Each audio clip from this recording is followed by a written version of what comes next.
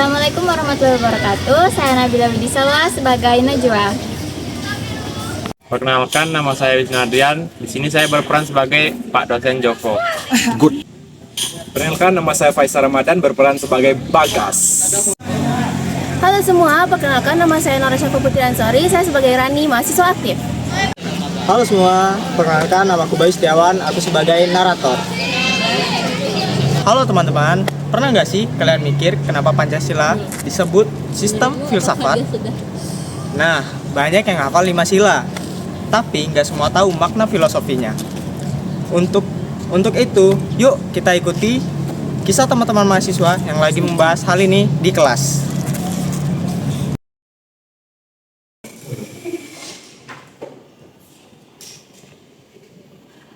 Kalian sadar nggak sih, banyak banget orang yang membahas tentang Pancasila, tapi dikit banget yang tahu artinya secara mendalam.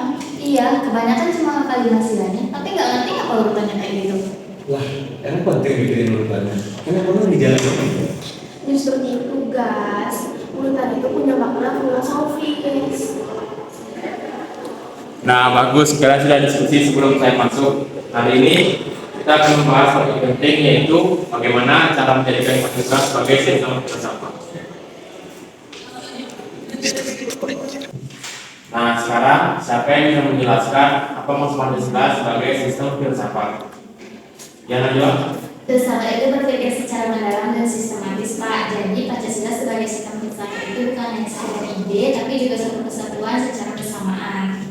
Nah, betul sekali, Najwa.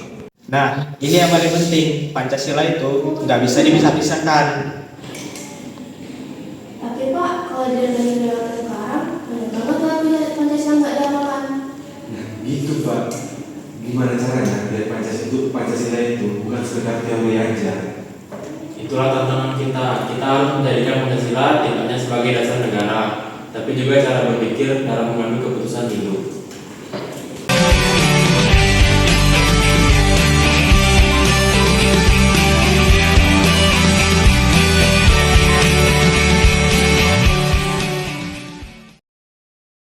Di balik hiruk-pikuk dunia perkuliahan, ada satu masalah yang sering kita anggap jauh, padahal ada di sekitar kita.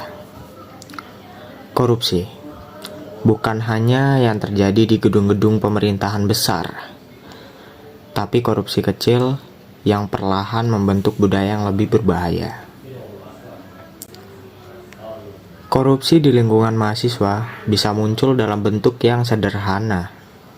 Manipulasi proposal kegiatan, laporan dana yang dibengkakkan, tanda tangan palsu, bahkan uang kas yang tidak jelas alurnya.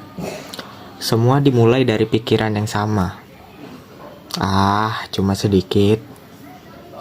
Gak ada yang tahu. Semua juga ngelakuin. Kita sering lupa bahwa korupsi tidak lahir di usia dewasa. Ia tumbuh dari kebiasaan-kebiasaan kecil yang dibiarkan di organisasi, di komunitas, bahkan di kelas. Tidak jarang mahasiswa yang sebenarnya peduli malah takut bersuara, takut dianggap sok suci, takut disingkirkan. Padahal keberanian untuk berkata jujur adalah langkah pertama memutus rantai korupsi. Ketika dana kegiatan diselewengkan, bukan hanya angka yang berkurang, kepercayaan hilang, kualitas acara menurun, dan yang paling berbahaya justru adalah mentalitas korup tertanam semakin dalam. Bayangkan kalau setiap mahasiswa, setiap pengurus organisasi mau memulai budaya transparansi. Laporan anggaran dibuka, bukti pengeluaran jelas, keputusan dibuat bersama, dan pertanggungjawaban tidak ditutup-tutupi. Sederhana, tapi dampaknya besar. Kita sering mengharapkan negara bebas korupsi. Tapi pertanyaannya yang jarang kita tanya adalah, sudahkah lingkungan kecil kita bebas dari itu? Jika budaya korupsi mulai dari hal-hal yang kecil, maka pencegahannya juga harus dimulai dari langkah-langkah kecil.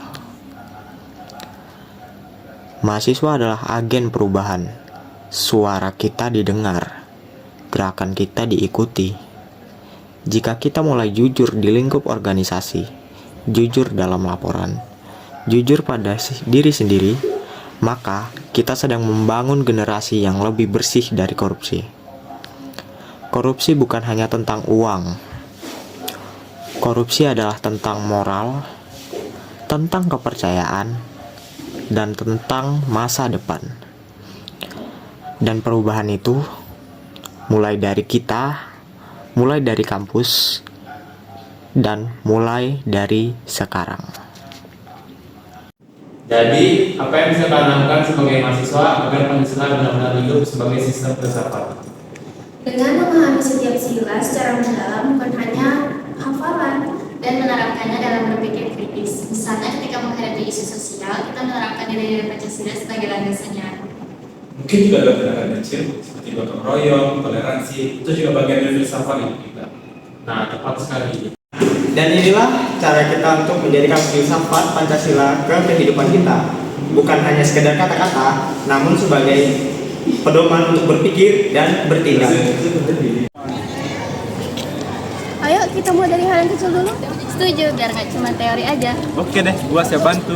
Nah, ini dia semangat Pancasila sejati. Lihat, dari cara berpikir, bertindak, hingga berdampak, itulah yang dinamakan filosofi berpancasila. One is the loneliest number that you'll ever do. Two can be as bad as one. It's the loneliest number since the